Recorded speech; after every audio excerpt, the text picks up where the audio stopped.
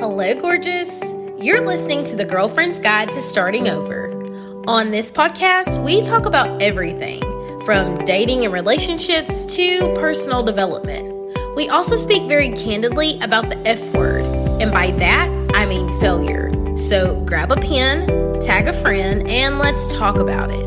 All of it. Undergoing, overcoming, and simply trying to make it through.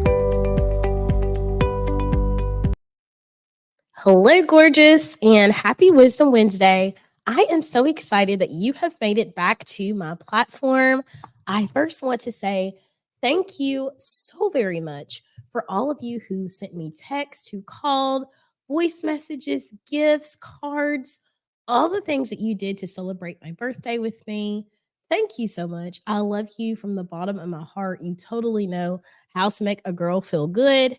If you've been rocking with me for quite some time, you already know that this episode is different because you don't see my face. You can hear it in my voice. I am a little bit under the weather.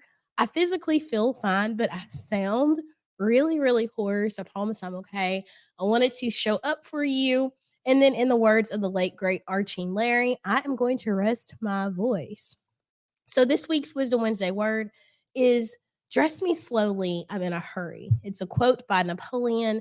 And it was sent to me over a year ago now by my dear friend, Allie. Thank you, Allie, so much for sending this to me. It was a wake-up call that I don't know that she knew I needed. Many of us, myself included, at that time, live in a hurry. We live in a hurry. We live in a hot and ready society where we literally blaze and buzz from one thing to the next. We are constantly chasing the next victory, the next win, the next accomplishment. And so many times we get into a hurry. And when you're in a hurry, you scramble, you forget things, and you end up having to start over. And so, as Napoleon said, dress me slowly. When you do things slowly, you do things with care, you do things with consideration, and the likelihood that you'll have to start over is really limited because you're taking attention to detail in the moment. And so you guys saw this crazy growth throughout the year for me. And I was in a hurry lots of times. I was implementing a lot of things very, very quickly. But over the last couple of months, I have recognized my need to slow down and pay attention to detail, to really invest in myself. I've really anchored down with my coach and I talk to her very frequently. I'm assessing my next moves in my business, and it's not because I'm afraid to make mistakes. It's more that I want to make sure that I'm doing the right thing when I'm supposed to be doing it. And I'm taking calculated risk. I'm all for risk, but take calculated risk. And so I want to encourage you to slow down. It's the end of the year, and you are going to be bombarded by messages to finish strong and finish smart and to do all these things. And I just want you to know that if you are tired, if you are weary, that maybe in this instance, in this season, the important thing for you to maybe just finish. You can slow down. You can take your time. What is meant for you is always going to find you. I say frequently, God is not going to deliver your package to the wrong address. It may be sitting there waiting on you when you get where you're supposed to be, but God's not going to deliver your package to the wrong address. You can rest. You can slow down. And in this season, it's okay if productivity looks different for you than it has in other seasons. So today, I want to quickly share with you my 3 steps for how I have slowed down, for how I have learned to take my time, for how I have learned to really pay attention to detail and what's going on with my body to make sure that I'm making the best decisions for me. So first things first, I want you guys to start assessing and asking for what you need. Number 1, assess and ask for what you need. Make this assessment weekly, monthly, daily. Just sit down, write it down, jot it down. I don't know if you're a pen to paper girl or if you're a Google Docs girl. I was a pen to paper girl, but I've been converted to Google Docs just from all the things that I'm in. And I have found that when you put things in Google Docs, it makes it searchable. So you're not looking for that tablet where you wrote everything down. Whatever supports you, I want you to do what you like to do. But write down what you might need for the month. what you can anticipate needing. Then write down what you can anticipate needing for that first couple of weeks, and then write down what you might need for the day. Now, I know that there's this misconception that when you ask for help, it's a sign of weakness, but I want you to know that that is senseless. And what it ends up doing is making you burnt out and overwhelmed and like needless stress. Tons of people are asking you all the time, let me know how I can support you. Let me know how I can help. Let me know if I can do anything. Take them up on that offer. And when they don't help you, then we won't be asking them again. And that's okay. But it eliminates them saying, hey, let me know if I can help. Then you won't hear from them anymore. Gonna get a sip of water. I want you guys to start seeking the support that you need. The ways that I have implemented that in my life are by meal prepping. And so, you meal prep on Sunday, you may eat meal prep Monday and Tuesday.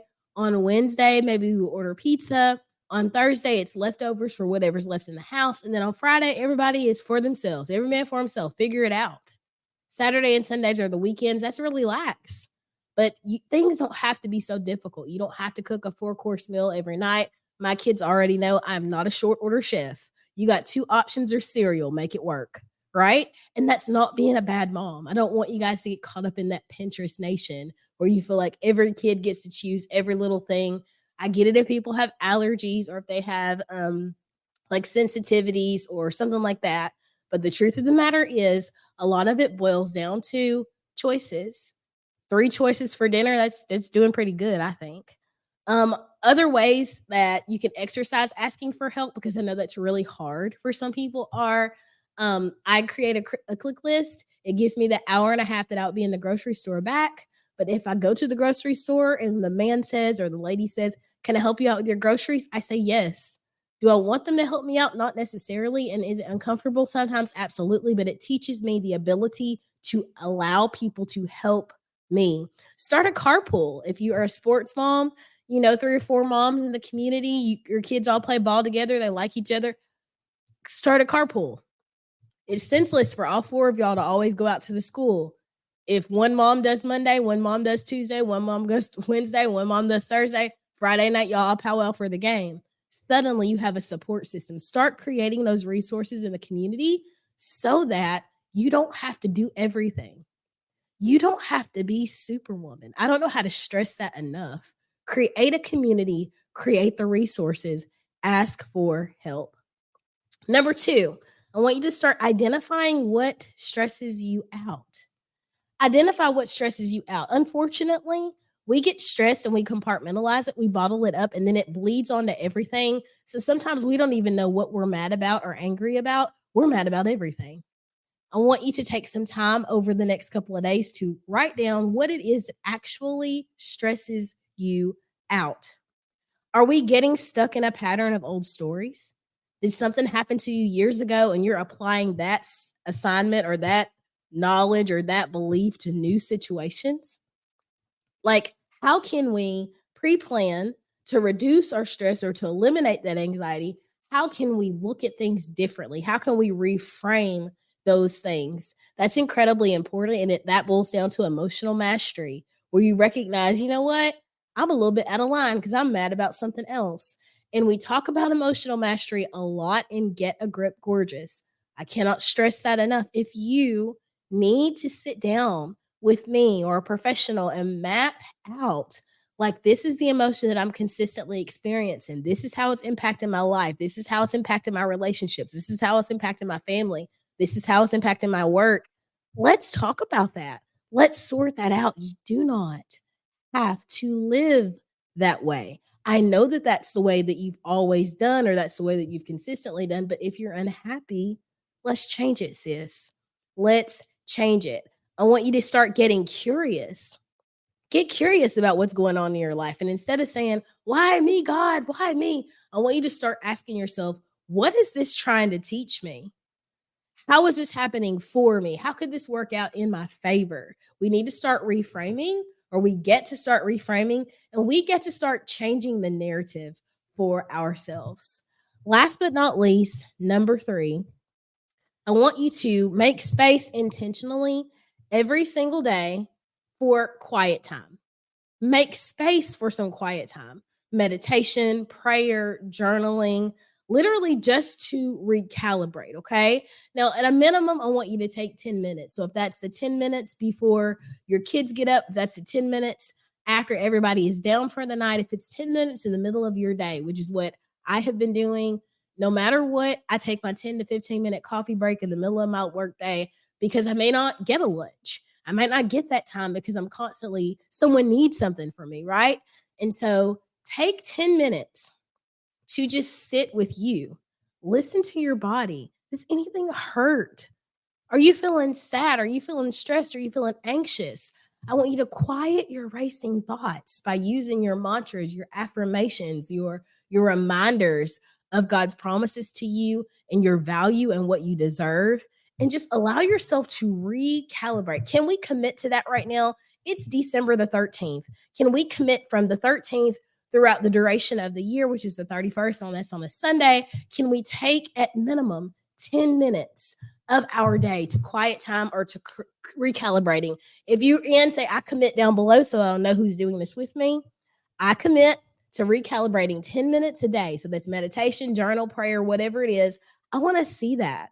I feel like when we start putting ourselves in the driver's seat, when we assess what our needs are, when we ask for help, when we identify what stresses us out, when we start to master our emotions and we create space for ourselves, we are able to slow down so that we don't make as many mistakes and then we're happier with the outcome. I love you, girl. I want the best for you, girl. And I cannot wait to see your transformation. Have a great week and we'll talk soon. Well, gorgeous girl, that's a wrap for this episode. I hope you found value, insight, or strength. I hope something was said that gave you the courage to push on a little while longer toward the life of your dreams.